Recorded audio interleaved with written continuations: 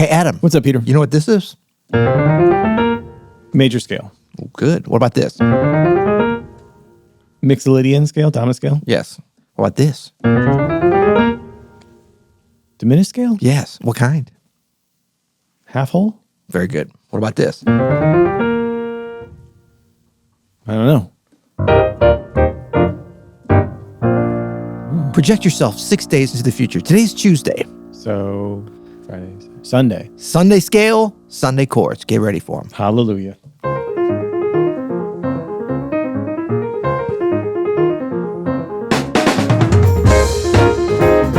Hey. I'm Adam Manis. And I'm Peter Martin. And you're listening to the You'll Hear It podcast. Music Explored. Explored, brought to you today by Open Studio. Go to openstudiojazz.com for your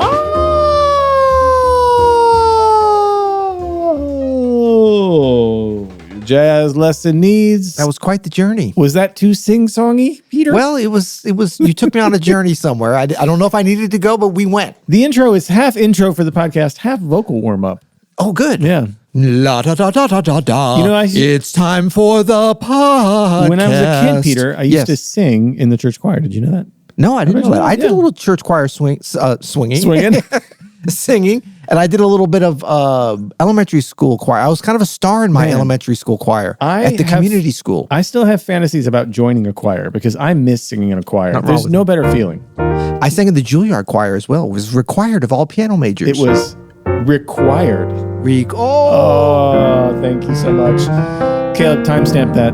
Oh my gosh, so good. Timestamp for removal. No, not at all. Caleb. Peter, today we're talking about... You're ready for lunch, aren't you? Huh? You're ready for some lunch, aren't you? I am kind of ready for some lunch, but I'm more than that. I'm ready for some nutritious musical information. Ooh, I like that. Some delicious scales and chords. Peter, you've had great success. From above, perhaps? It's all from above, but you've had great success recently talking about adding some gospel influences into your jazz piano playing. Right. It's always weird to have success in an area that you feel totally unqualified and undertrained and underdeveloped and not really what you're known for. Yeah, you're not a gospel pianist by any stretch I'm not of a imagination. gospel. You're a great pianist. Well, TBD on that. We still got time. The clock is still running on that one, but like many great musicians, you're pulling from all of these sounds that you've heard your whole life, and this is one of them. And it's something that people have been really clamoring to hear you talk more about, and you've really developed this way of talking about this particular group of notes, which when you first introduced this a couple of weeks ago, I was just so mind blown. It's a hexatonic scale. Yes. And it has really changed the way that I'm thinking about specifically triads in a key. Like this really changes the game for picking triads in a key. And so we're going to talk about that scale and the chords and what you can do with that today. Yeah, and then I want to layer in something that you showed me just the other day, speaking of fancy words like hexatonic, which would be diads, because I just sort of discovered that. And just to be clear, I didn't develop any of this. This is just something that I noticed. Yeah. And this is a sound that I like to kind of infuse with my jazz playing or what it's like an influence. You know, it's like a way of saying something. I know. And so this is not about like, this is how you play gospel playing. This is how you get a little bit of that flavor, a little bit of that sound into your pop playing or your R&B or your jazz playing, whatever. Classical. If you grew up an American musician, you know, black church music is so ubiquitous in American music. Like very influential. One of my all-time greatest influences is Ray Charles. And so you can't take the church out of that playing. That's right. And so I think me and a lot of people who love Ray Charles, you just kind of pick that stuff up that he's doing from church, even though I've never played as a church pianist. And so we're not saying here like this is how you go play a church gig on Sunday, because that's not what we're expert. Well, you could. It just depends on how open-minded the church is, you know. But I love the way you think about this, man. So let's talk a little bit about some of these terms that we're going to be talking about. So the first one is a word that you mentioned called hexatonic. Right. What does that mean? Well, it means, you know, like when you're putting together some IKEA furniture, and you've got those little IKEA. How do you say it? I've never heard anybody say IKEA. IKEA. Well, I'm not of Nordic extraction as you may be. No, are you? I'm from the north. Yes. Oh, you can. Yes. My people are from the north. Yes. But you know, you've got that little hexatonic wrench that you need that has 6 sides to it. That's all you need to know about it. This means a 6-note scale. We've got a pentatonic, you know, of course. Someone fact check Peter on if it's a hexatonic, if it's a hex wrench or not. I believe it might be. Hexatonic? It's not a hexatonic wrench. A hex wrench. A hex wrench. Yeah. You never heard of that? Yeah. I thought you were from the country, man. It was an Allen wrench. Maybe that's the same thing. Yeah, maybe so. So yeah, it just means a 6-note scale, right? Yes. So when we look at B, and we're going to be looking most of this stuff in the key of B flat major. I don't know why, just because we're in here messing around with that, and I like it. It's the same in every key. But you've got your major scale, of course. And then when we talk about, a 7-note scale, what would that be called? A septatonic? I don't know. Sounds like a septic tank. We don't want to call it that. A 7-note scale, you might say, no, that's an 8-note scale. 1, 2, 3, 4, 5, 6, 7. I believe it is a septatonic. But then we say septatonic, yeah. But then yeah. 1, 2, 3. But the point is, like, however many notes you have in the scale, once you get back to the root, in this case B flat, we don't count it again. So we got 1, 2, 3, 4, 5, 6, 7. 1, 2, 3. So that's the 7-note. A pentatonic scale, which is common, 1, 2, like a major pentatonic, 1, 2, 3, 5, 6, root 1. Yeah. He's got a glimmer in his eye. He's got knowledge. Well, get this. So I just Googled, would it be septatonic? Guess what the name is for a 7-note scale, the major scale? Sextatonic. No. What? I'm going to give you 2 more guesses. Septonic. No, that's close, though. Major scale. Nope. Okay. Heptatonic. Heptatonic. So we've got pentatonic if you're is a 5. heptathlete, that's 7, right? 7, yeah. Pentatonic is 5. Yeah. Hexatonic is 6. Yes. Heptatonic is 7. Of course. And octatonic, like the diminished scale. Yeah, octatonic is exactly. 8. Yeah. So the important ones, obviously, hectatonic is important, although we didn't know that. Wait, which one? Hectatonic. Or hepta. Heptatonic, sorry. Heptatonic. This is how unimportant these terms are. I've been playing this 7-note scale my whole damn life. Neither one of us ever heard that name before. But you got us so excited with your little Google over there. Well, we would just say a diatonic or major scale, right? Yeah, exactly. Or a dominant scale, whatever, regular scale. It's amazing. Right. But the pentatonic scale is super used. So this is almost like a 1-note extra. I like to think about these scales as how do they relate to something else. So if you look at a B flat major, well, let's go ahead and throw that up there. The B flat. Okay. So we got 1, 2, 3, 4, 5, 6, no 7. You know what's funny is, so while this is a heptatonic scale, 7 notes, no, this is a hexatonic scale, a 6-note scale. Hex wrench. I actually think about this. You mentioned taking things away, like from the 7-note scale. Yeah. I actually think about this more in line with like a pentatonic scale plus the 1. 4. That's what I was going to say also. Exactly. Taking away or adding. So, that'd be your typical major pentatonic. Yeah. 1, 2, 3, 5, 6. 1, 2, 3, 4. Yeah, it's good. I like that a lot. But I think in terms of the function of this, what I started to see with this kind of, Well, hold on. We're getting there. So you're taking this scale now. Yeah. And you're not using it as like a scale to improvise with. You could, but you're using it to make some chords. Exactly. Yeah. Exactly. And to make some melodies. And to make some root melodies that you're going to build some chords off of. I got you. You know what I'm saying? So what does that look like? Can we see the next slide? Okay. Slide number 2. We don't know what that is. We're interested.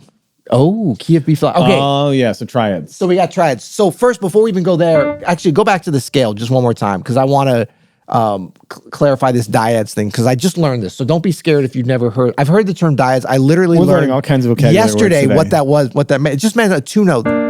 Yeah, DYADS is a dyad. It means a 2-note chord. It sounds like some kind of microbiome situation or something weird or nasty. Gross. Full of dyad. Full of P7 dyads. Yeah. Have you checked your dyad levels in your gut microbiome? Yeah. Your lipids and your dyads. But in terms of, I don't know if these are still considered dyads, but like when you stretch it out to the 10th. I think technically anything that's 2 notes played at once is a dyad. Okay, so like if I look at this, that's playing that, in unison or in octaves. And then if I stretch it out, and then play it up there. That's where this gets interesting. I'm just playing the scale, moving up diatonically in both hands. So you're doing just skipping that. Yep. Yeah. Really because nice. We'll see a lot of these. Yep. Very cool. Let me try it one more time.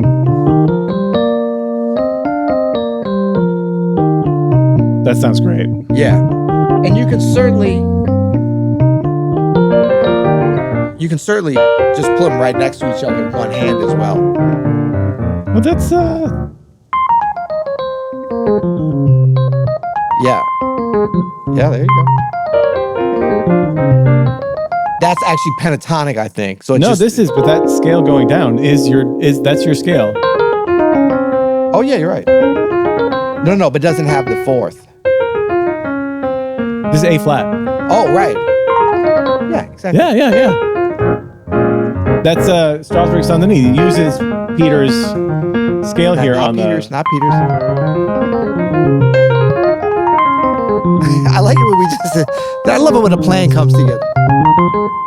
That actually...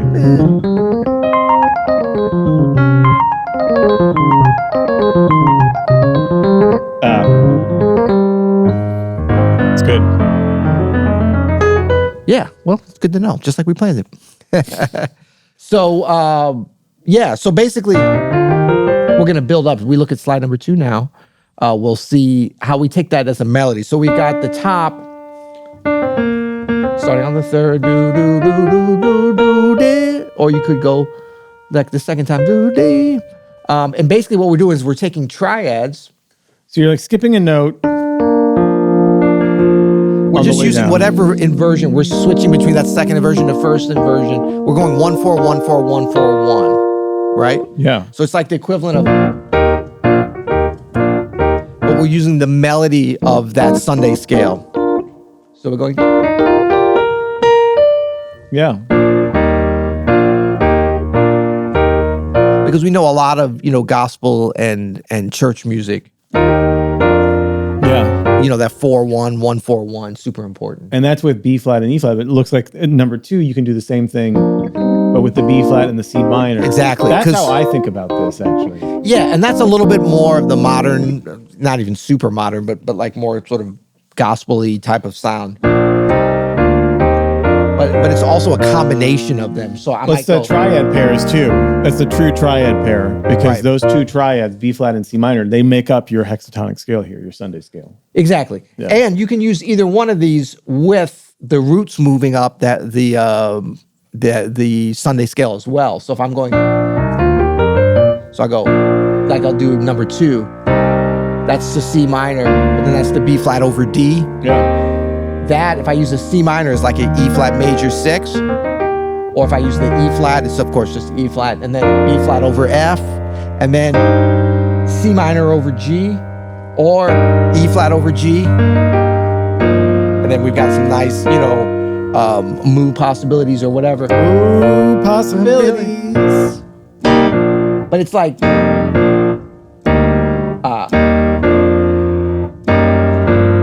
didn't work, but I just played it anyway, so but it all comes from that. That's really great, man. Okay, cool.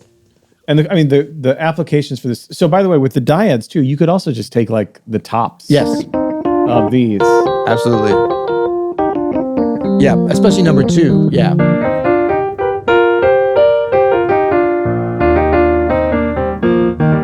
I love that sound where you're moving up this specifically. Yeah. And the main thing is just we're not playing any A naturals, any leading tones until we do, right? So yeah, exactly. Like when we get to 5, we're going sus, and then that's a big deal when you go to that. You never even have to go to that. Yeah. That's 7. And then there's one more leading tone you could use. F sharp would be like the second. Yeah. Yeah. To get to the minor. Yeah. It's almost like a 5 of the relative minor. Yeah. Yep. Let's see what we got next, because I don't even remember.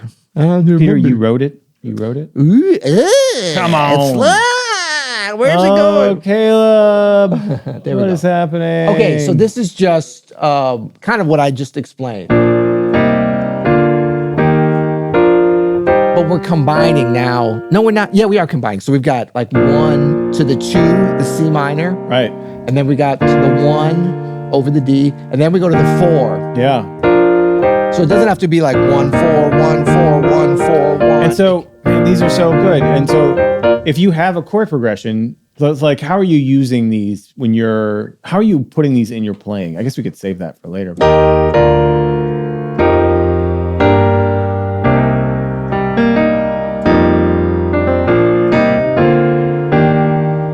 Any kind of like triadic word work, you can use this scale to create your triad patterns and move around basically in the key of B flat. Yeah, exactly. Because like if I was playing it more of a jazz situation, I might be thinking like, well, let's just say like a 3-6-2-5-1. So you've got D minor, 7 to G7, C minor 7 to F7. That's gonna be like jazzy versions of that, right? But if I'm using more gospel chords, it's gonna be like B flat over D.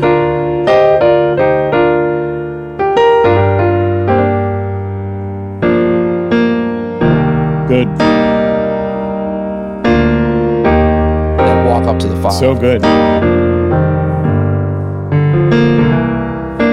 But these are almost all triads as the foundation. Well, you can see my hands there.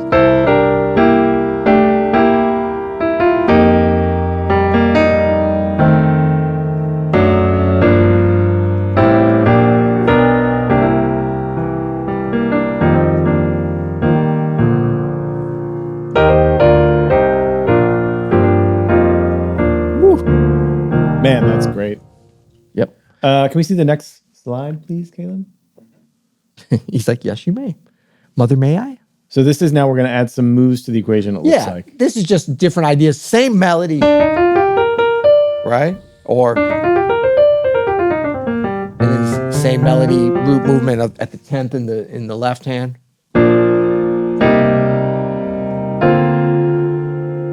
So that's a nice sound, right? And then the G minor over E flat. It's really an E flat major 7, but if you think about these triads, and even this is a triad, right? The B flat over D. If you think about this is G minor, it gives you all those different inversions, even though you're playing it's like a little bit of a different way of like a jazz way of thinking of it, where everything is built off of the root, going up to the 9th. As opposed to like... Yeah. Right? And the B flat over F, and then E flat 2. Because those just kind of work as the voice leading. Yep. Beautiful. Yeah. And all we did there was we just dropped, that was the B flat over D.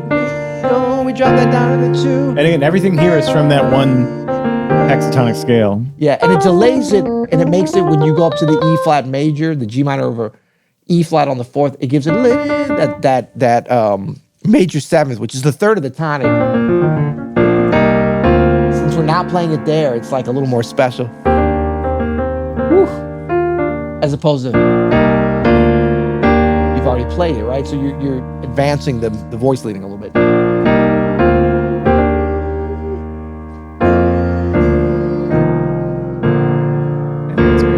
Another slide here? Should we play a little something with this, Peter, and just see if we can play around with it? Yep.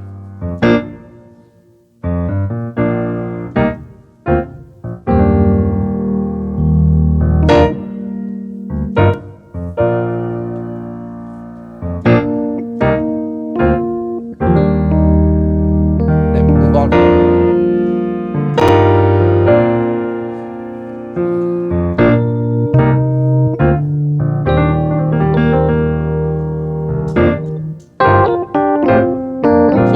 One chord now that's not part of it. So E flat. Then we move on. I'm just gonna add F over A.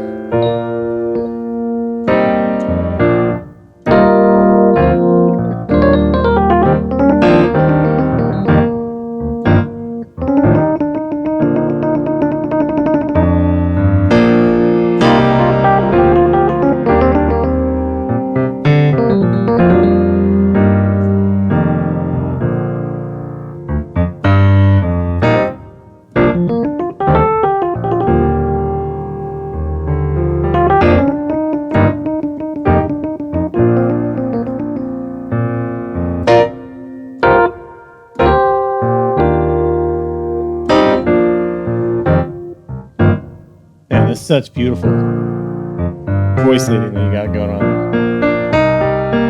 It really creates such a lovely bed.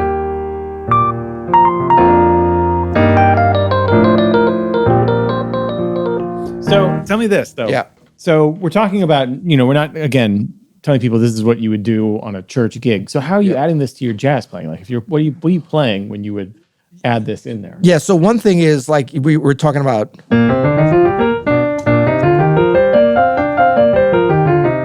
But you also have.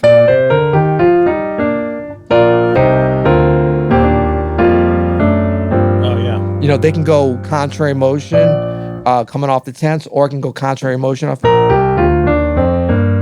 So it could be like.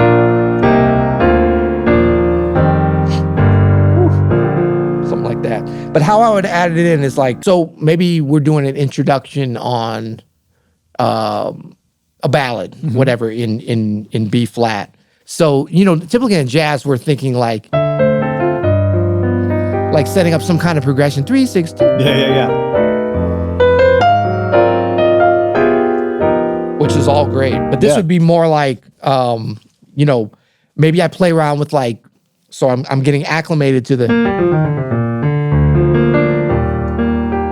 So it's just like two triads. I've got B flat over D, and then G minor over E flat. Amazing. And then, oops, you know, playing around with that. Yeah. Then E flat over F. And then the stuff that's not in here, but is kind of the next level. And this is what we're getting into in the chorus. I just started recording it, but it's like approaches, right? So half step below where you have different choices, but familiar areas. So it's B flat major, so G minor. We know that's an important area, relative minor. Yeah. So if I go, that's just that 3 to 4 with G minor triad, E flat triad, C minor triad. Those are all different triad choices I have.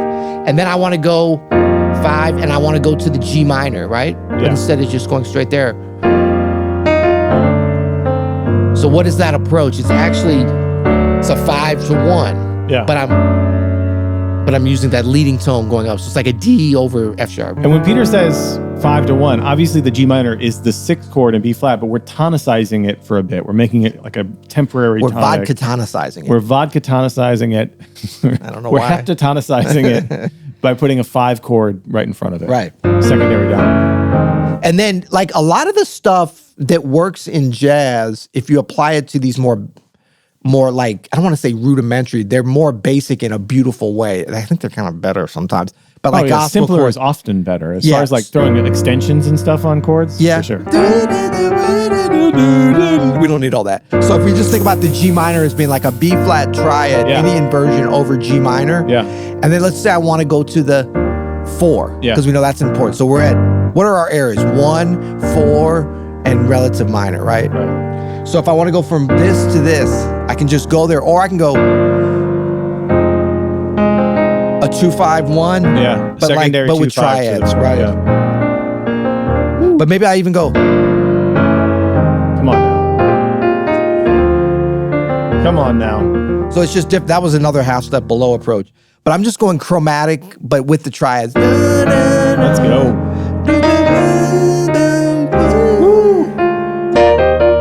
And then that stuff, this is all triads. Yeah. And you're just going down the C minor, B flat, C minor, exactly. But over the E flat. And these are all same scale, melodically. It's interesting too, you're starting on that C there. Yeah, because that's like the little bit diatonically, that's like the little bit outside of the one. So because you're throwing it out and coming back. Yeah. And also note on this, when I'm on the minor, the relative minor, and on the 4 and on the 5, I'm using the Sunday scale I'm using is B flat. It's kind of like the blues scale. I'm not using separate scales for each one. I'm just using, that's a B flat scale. And then I go to the 3,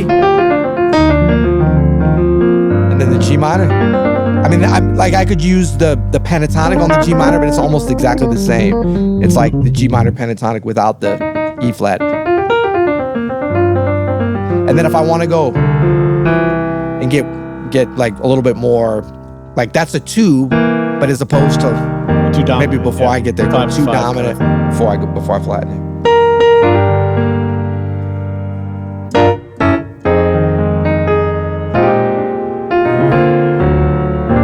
So that's just going, instead of the 5 of the 4, which is sus, B flat sus to E flat major, I'm just throwing in this is another approach from below, sharp 9 flat 13. Yeah. But going straight to a track. That's the other thing. Like we'd use this in jazz, but we'd normally go to that, which actually works. Yeah, that works nice actually. And then I like doing fourth stuff with it too to give it a little bit of a. Yeah, so some of the triads are perfect fourths. Yeah, but that scale is really. And then as you learn this, practice it in different ways, you know, of course, in all your keys. This is just like breaking it up. Yeah, take it through all 12 keys.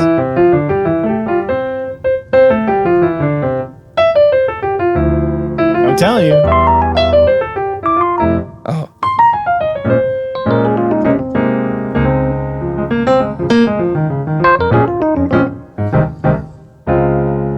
I think it's like.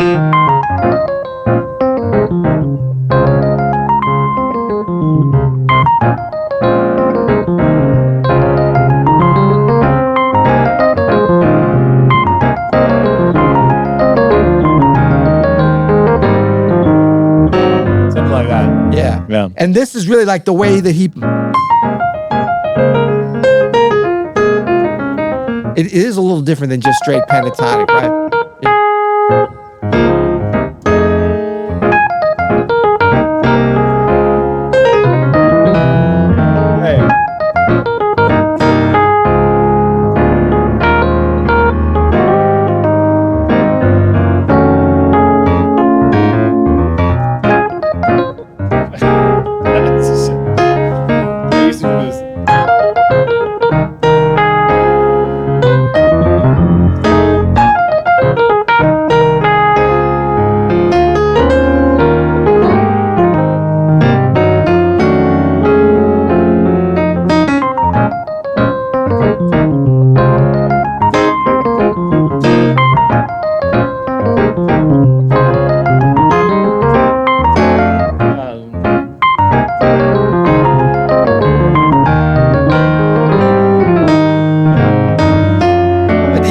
That works on this, even that, it's all triads. D over F, you know, D flat, E flat over B flat, E flat over C, A flat over D flat.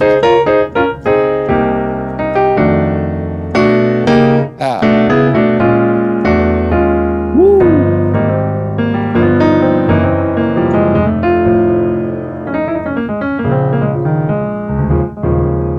Okay. Man, I'm gonna work on my Strasbourg, and I'm gonna throw this stuff in there. It's all up in there. For real. It'll fit. Till next time. You'll hear it.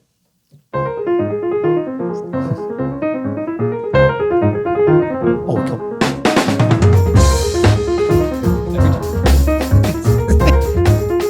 Wait. No, let's come back.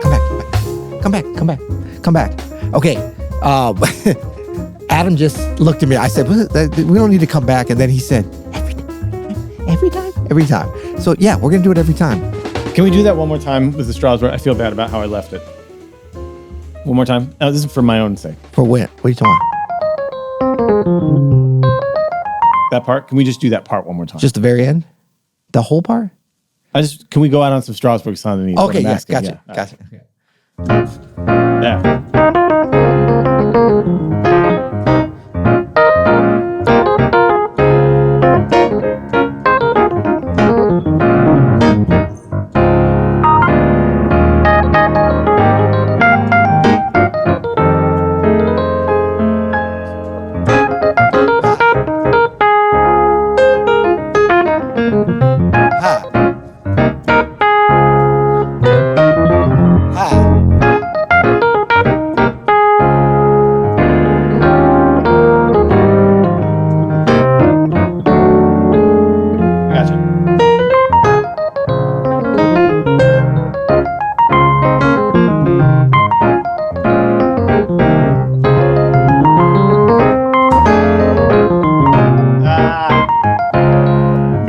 Every time.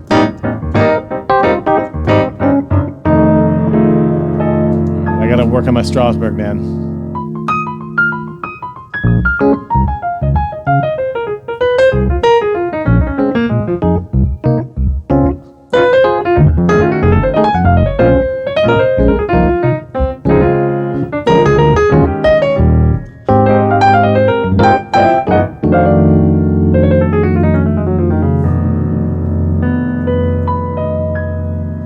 hat on a hat.